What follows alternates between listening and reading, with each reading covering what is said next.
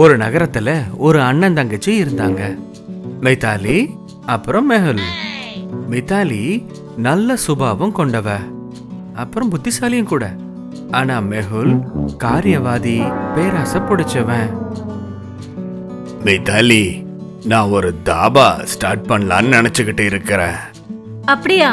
ரொம்ப நல்ல ஐடியாண்ணா. ஹைவே வேற, நல்லா போகும். நான் அங்க பன்னீர் பட்டர் மசாலா செய்யறேன். அதை விடு, இன்னைக்கு யாரு வெஜிடேரியன் சாப்பிடுறாங்க?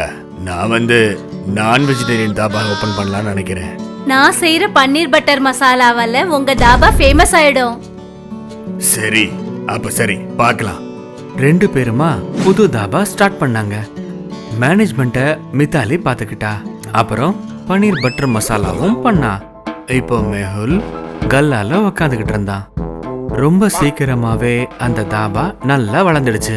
அந்த ஏரியால மெஹுலுக்கு நல்ல பேரும் கிடைச்சது. எங்கெங்க இருந்தெல்லாம் ஜனங்க வந்து அங்க சாப்பிட்டாங்க. தினமும் குறைஞ்சபட்சமா 10 பிளேட்ஸ் பன்னீர் பட்டர் மசாலா ஆர்டர் கிடைச்சது. அண்ணா, எனக்கு சேலரி எப்ப கொடுப்பீங்க? எதுக்காக கொடுக்கணும்? உன்னை இங்க பன்னீர் பட்டர் மசாலா செய்ய சொல்றனே, அதுவே பெரிய விஷயம். இந்த தாபாவோட முன்னேற்றத்துல நான் செய்யற பன்னீருக்கும் பங்கு இருக்கு. ரொம்ப நல்லது. பிடிக்க சொல்லி என்னோட விரலை கொடுத்தா என் கையே பிடிச்சிட்ட. பெரிய ஆள் மணி. இப்ப எல்லா கிரெடிட்டும் மேடம்கா. இங்க இருந்து கிளம்பு.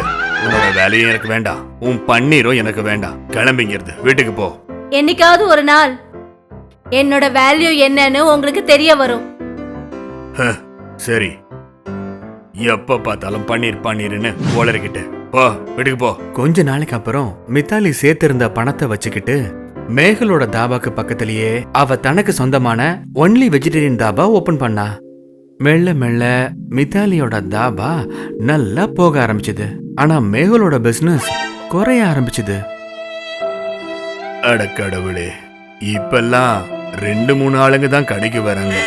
நான் மித்தாலிய வெளியே அனுப்பி பெரிய தப்பு இப்போ பண்ணிட்டேன். மறுபடியும் எந்த முகத்தை வச்சுக்கிட்டு அவளை கூப்பிடுறது? இங்க உட்காந்து சும்மா ஓட்டுறதை விட்டுட்டு அவ கிட்ட போய் பேசாம மன்னிப்பு கேட்கலாம். அண்ணா, எப்படி இருக்கீங்க? என்ன மன்னிச்சிரு மித்தாலி. நீ செய்யற பன்னீர் பட்டர் மசாலாவை ஜனங்கள்லாம் ரொம்ப விரும்புறாங்க. என்னோட பிசினஸ் இப்போ டல் ஆயிடுச்சு. உண்மையை சொல்றேன், உன்னோட வேலைக்கு நான் வேல்யூ கொடுக்கறேன் இல்லையா? சரி விடு, நடந்தது என்னமோ நடந்து போச்சு. எனக்கு இங்க ஏதாவது வேலை கிடைக்குமா? கல்லாவை நீங்களே பாத்துக்கோங்க. பட் ஐ ஆம் தி பாஸ். அதுக்கப்புறம் 2 பேரும் ஒன்னா சேர்ந்து பிசினஸ் பண்ணாங்க.